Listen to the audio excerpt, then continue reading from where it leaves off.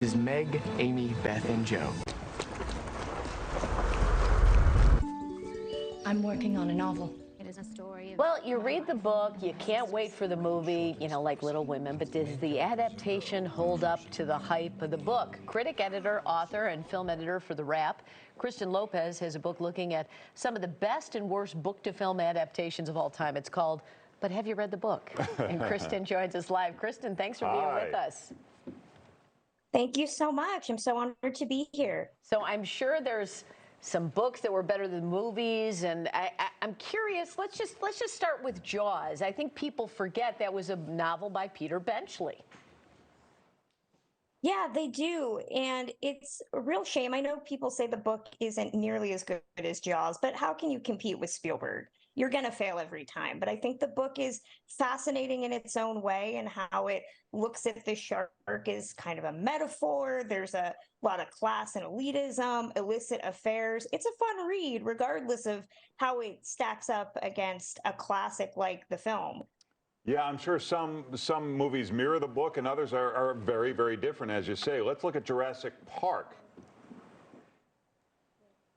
Yeah, Jurassic Park is one of those. I love it just as much as the movie. I think you can read the book and still get a truly cinematic experience because Michael Crichton is an icon of an author on his own. But it's got characters that die that don't die in the movie. John Hammond, the cuddly grandfather creator of Jurassic Park, is the villain in the book, which is a huge change. But it's still so much fun to read. And The Princess Bride, I guess I forgot that was a book as well.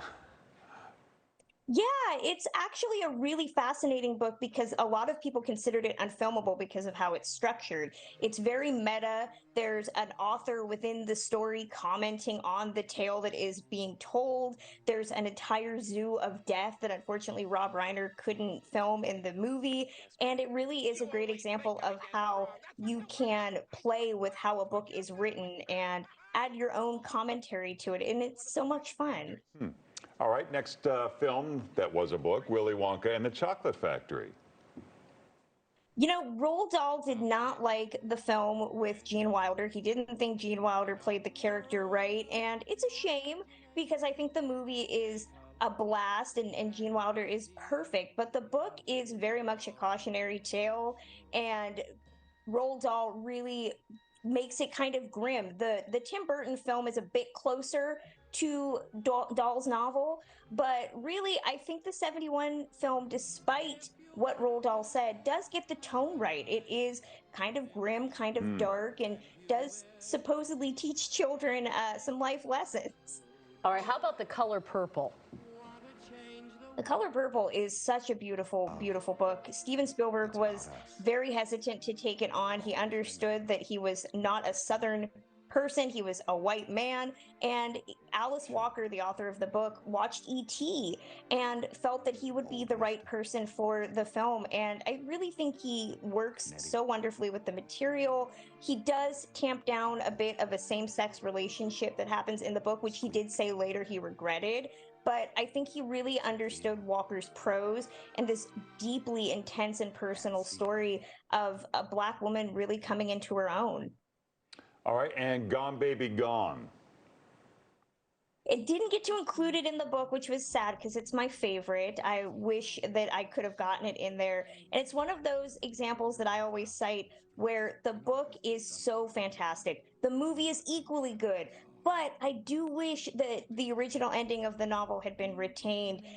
Ben Affleck's film doesn't keep the original ending, which ends on a bit of a more ambiguous note than the film does. But there's still a really, really good pairing. They're two halves of a whole that I wish I could have included in the novel, but they told me I had way too many crime and mystery films, so I had to cut it. You say there's one of them that I wanted to get this one, the best film from a bad book, American Psycho. That was a bad book, huh? I don't think it's as good as the movie. I know Bret Easton Ellis does not like the film, and I wish he did, because I think that the film really does understand the dark satire that the book has. There's a lot of dark comedy in the film, and I think it's timeless. It's a movie made in the 2000s about the 1980s, but you can watch it in 2023 and still understand the themes of toxic masculinity and classism and capitalism that's all there. And I think the book is certainly worth the read, but for me, I always say I prefer the film. All right. Well, Kristen, it's a pleasure to talk to you. For more with Kristen, you can check her out on social media platforms. Thanks for being with us. Thank you. Thank you so much.